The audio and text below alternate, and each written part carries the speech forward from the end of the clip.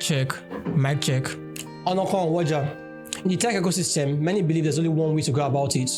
You know the one, learn how to code, grind this code, hack around, crash with your friends, and there's that one friend that's kind enough to have a mock interview with you. You have the actual interview, you ace the interview, you get the job, you're happy, and then you climb your way up the corporate ladder. What if I told you there's another way? What if I told you there's another way that's deeply ingrained in community, that's collaborative in nature, and of course, a way that's open? Yeah, you guessed it right. I'm talking about open source. It's October, or should I say, HacktoberFest. My name is Salim Rinola, and welcome to Beyond the Classroom. Over 4 episodes, we'll be telling stories of 8 students finding their own way in tech through open source. You will hear how they got started, challenges they faced, and the impacts they're making in the tech ecosystem, all by choosing a different path. In the first episode, we'll talk about how they got started in open source. In the second episode, we'll talk about how they found a niche for themselves in open source. Of course, you're probably wondering, can I even make money in open source? In the third episode, we'll talk about how they're making a living for themselves in open source. In the final episode, they'll dig deeper and they'll tell you stories of what keeps people going in open source when it's not about the money. These stories aren't just about writing code, creating issues, making pull requests. These stories are about finding your place in a community, creating value, and of course, making impacts with one skill set.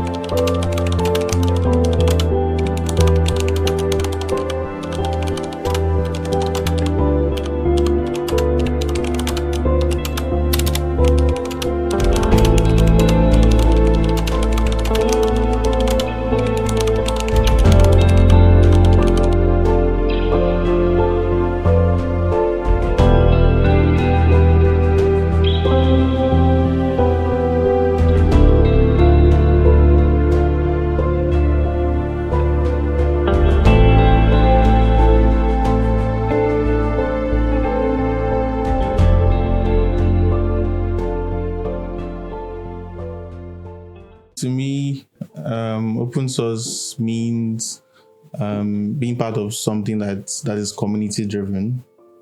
Obviously, something that is open. So and being part of a project, and irrespective of wherever you are on your career journey. Yeah, basically that's what open source means. So everyone should feel free to jump right in. Open source doesn't discriminate. Can be a beginner on your day one of learning to code. Can be part of open source. Open source is it's many things to me, because it was one of my first interaction with building software in public, and with so many people from different backgrounds, different skill sets. In a sentence, I would say open source is is my way of being able to write software, or being able to do something that in one way or the other helps somebody else in some way to solve, in some part of the world, to solve a problem. To me, open source means freedom and collaboration. Open source gives this community is an opportunity to learn with people, to collaborate with people, to improve on your knowledge, and also to grow in your field. So open source, it's an avenue for me to educate people, because as you know, I'm into technical writing, and it's also an avenue for me to learn. Take for example, I previously was a mentee in the Linux Foundation mentorship program, and we work a lot with cloud native tools. I worked a lot with Kubernetes, and as everyone always complains that Kubernetes is very difficult, and yes, it's complicated and stuff. But open source was like an avenue for me to properly understand the tool. So I regularly volunteer as a SIG docs member. SIG means special interest group. then docs documentation for for Kubernetes project specifically. And I'm under someone who's like a senior technical writer, for example. So the person regularly mentors me, and tells me, okay, go and work on this PR or work on these GitHub issues, try to understand what it means. If you're confused, tell me, then I will explain for you, and all that. So those things give me an avenue for me to properly understand Kubernetes, and without open source, I wouldn't really have that. I mean, there are textbooks to teach Kubernetes, but when you're contributing to open source, it's like an active stuff. You're working on it every single day, and it just, keeps making you remember. It feels like going to a concert and listening to your favorite music with your favorite people. Of course, you can do coding without the people, but with the people, it's so much fun. For me, open source has meant a lot of things over the years. I mean, initially when I started, it actually meant a waste of time. Yes. And I got that meaning as a projection from the people I was surrounded with at the time. They were kind of like very skeptical about contributing. They saw it as a waste of time. Their mates are making money outside of tech, and they want to try to do the same. But if they spend that time making open source contributions, it would be as if that's like a waste of time. So I got that definition while I was starting. But moving on, the definition changed. The meaning for it changed. Then it started becoming more about inclusion, more about learning, where I get this exposure to how things are done in industry standard setting, how communication works, effective technical communications, and everything else. And then it's evolved now into like a means to a source of livelihood. Let me put it that way. Means to collaborate, to learn, to network, and to also make impact.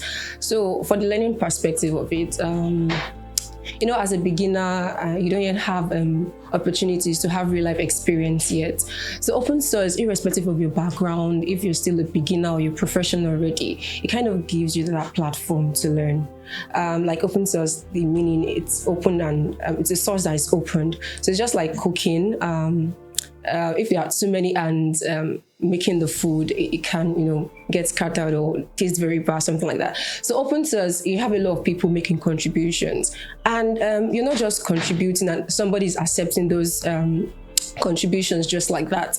There's someone called a maintainer, viewing all those contributions and seeing which one is required or not. Like you want to add salt to the food, someone just telling you, oh, this salt is too much, don't add it, or there's salt already, don't add it. So open source, since there's a maintainer, sometimes you want to make a contribution, there's always someone to like give you that response that, okay, go about it this way, okay, you're right, okay, why not do this, why not do that? So open source kind of give you that platform to learn, because you're interacting with people. You have other contributors saying, oh, I like your contribution, I like what you did here, and someone saying, oh, why not go about it this way? So that's the learning perspective of it. So let's say about the collaboration part of it. You have people, a lot of people making contributions. You meet a lot of people online, even if you're in Nigeria, you have people from other countries, from India, from America, making contributions to the same project you're making contributions to. So it kind of gives you that leverage to work with someone that you don't even know physically. So that's the collaboration aspect of it. Then the networking also, you can see that they're kind of like related to each other. So there's this networking aspect of it also, because you're meeting people that are collaborating also. You get to like, hey, I'm this, my name is this, I do that. Before you know, you get to know yourself beyond just collaborating on the same project. So that's the networking part of it. And there's the making impacts part of it. It's like you making contributions to a real world project, not just your own personal project. So you're making impact because definitely someone is going to use that project or that software you're building or that document you're writing. Someone else out there is going to use it. So that's you making impact. So I guess that's open source for me. Open source is a form of contributing to something that you probably wouldn't have had the opportunity to if you're just working by yourself. Like maybe contributing to Google or Meta or an organization that you probably won't have had the opportunity to contribute to their code base if you were just like learning by yourself and doing skills for yourself. So I think open source is like an opportunity for you to actually make impact in places that maybe you won't have had a chance to if you were just like learning and coding for yourself.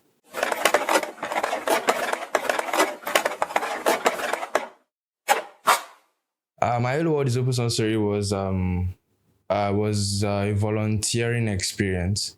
So back then in 2022, when I was like I was on it up then. So I was just like enamored and fascinated by the concept that we could npm install React or anything. And most of these things were something that some people are just like doing pro bono. Sure, React is by Facebook and they pay them, but like I'm talking about other projects that somebody else just like did, and they're like maybe they have like a 40-hour per week job and they still like find time to like do that thing and, you know, push fixes for people to use. So I was like, yeah, I had to like know what this thing. I was telling my guys then.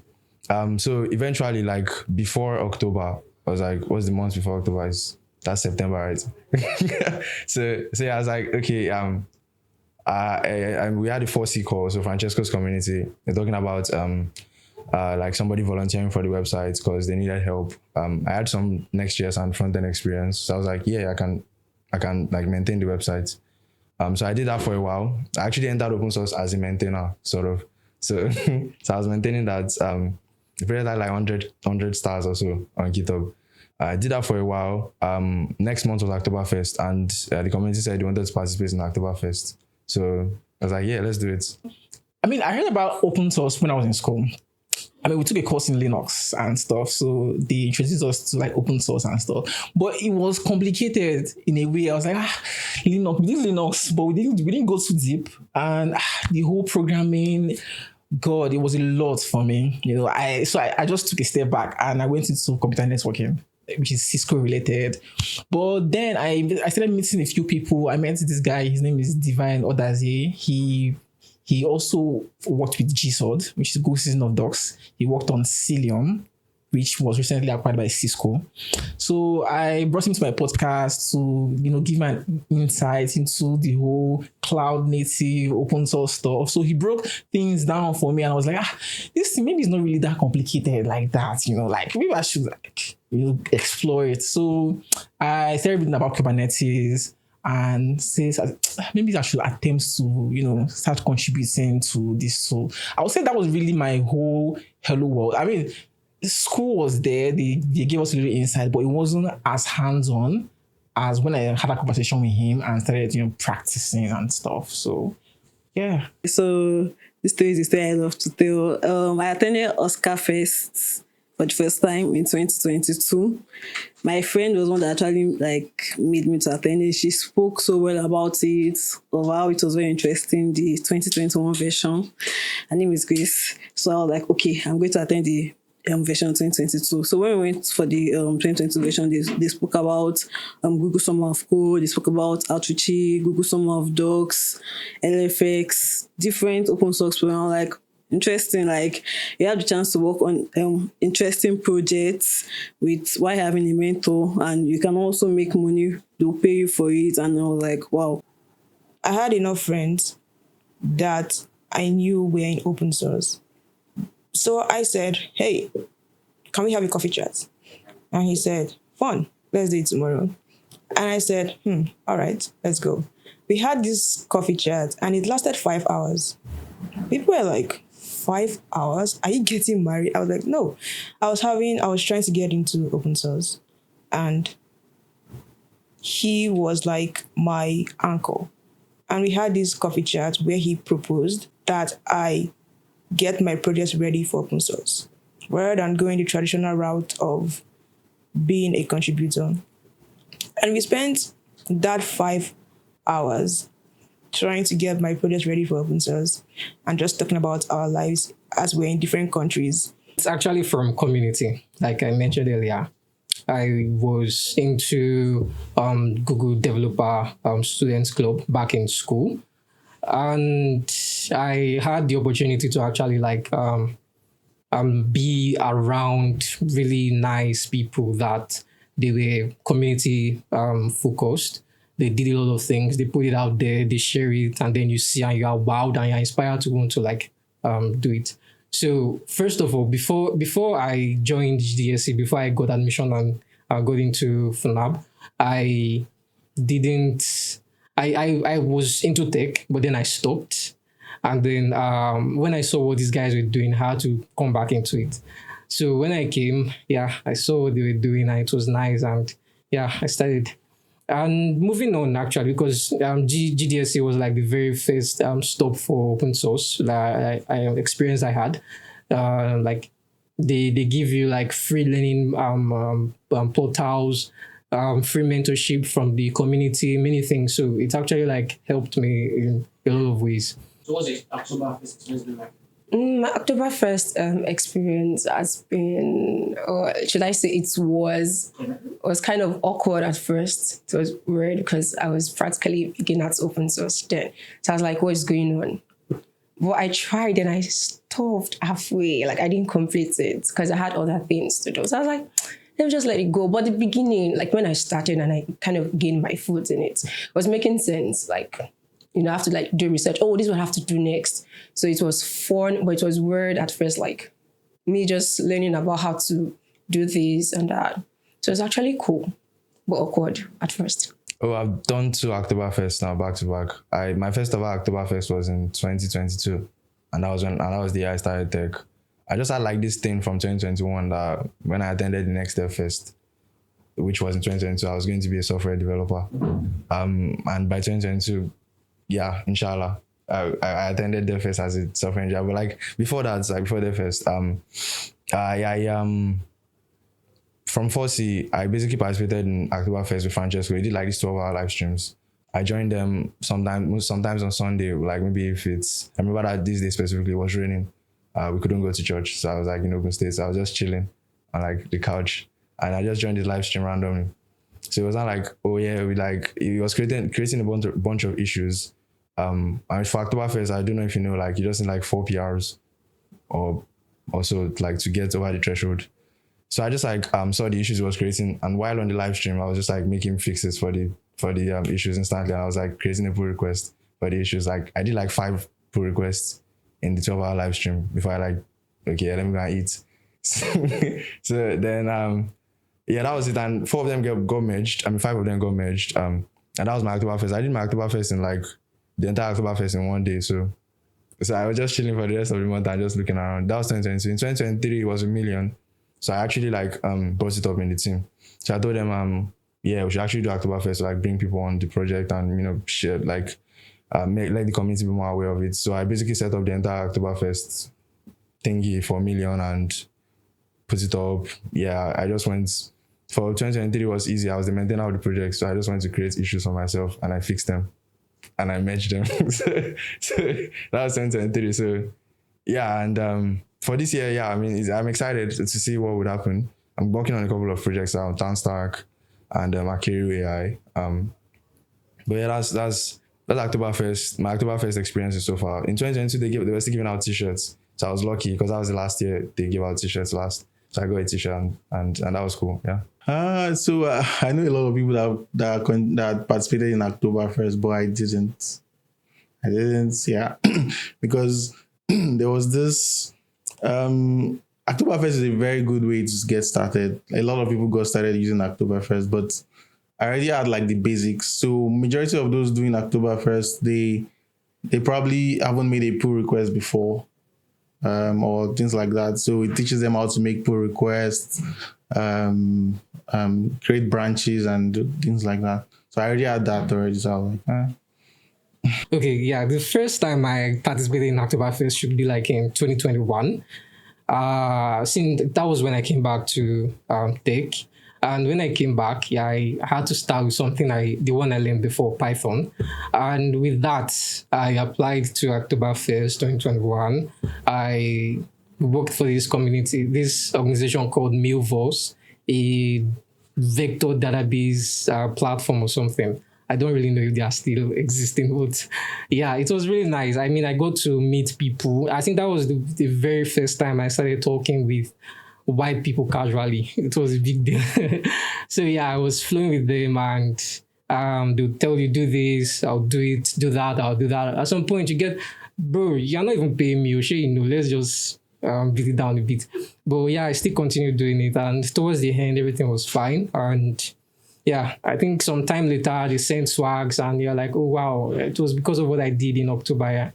So yeah, that's how I got started with HacktoberFest. As you know, GitHub is the home of open source innovation.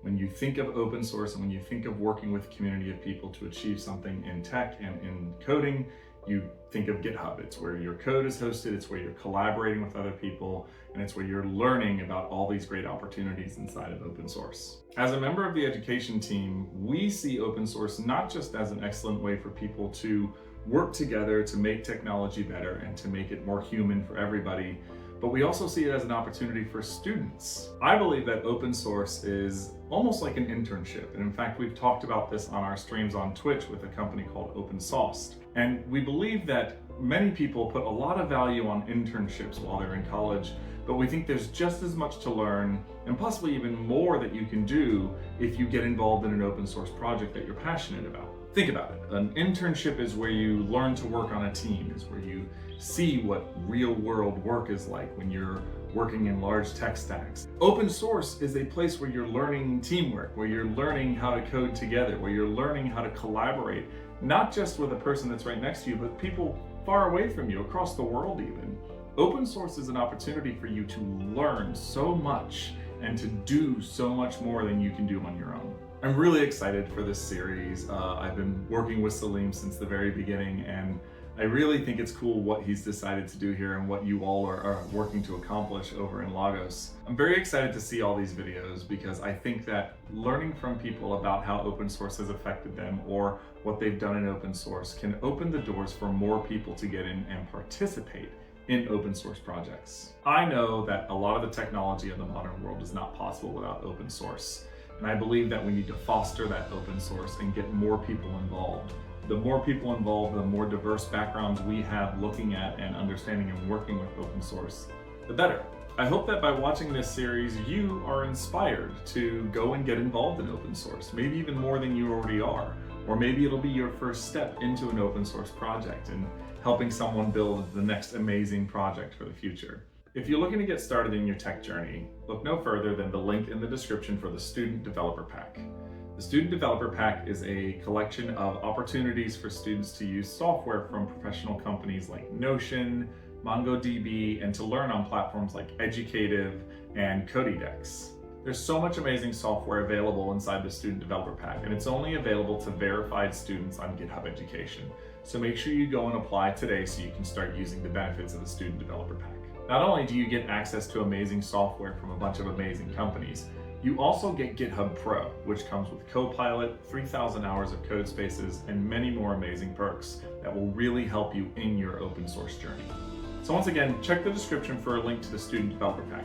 Use that to register as a verified student, upload a picture of your school ID or your transcript, and you'll be well on your way to using all that available free software and GitHub Pro to help you make your open source contributions even better. And with that, let the HacktoberFest celebrations begin. Greetings from GitHub.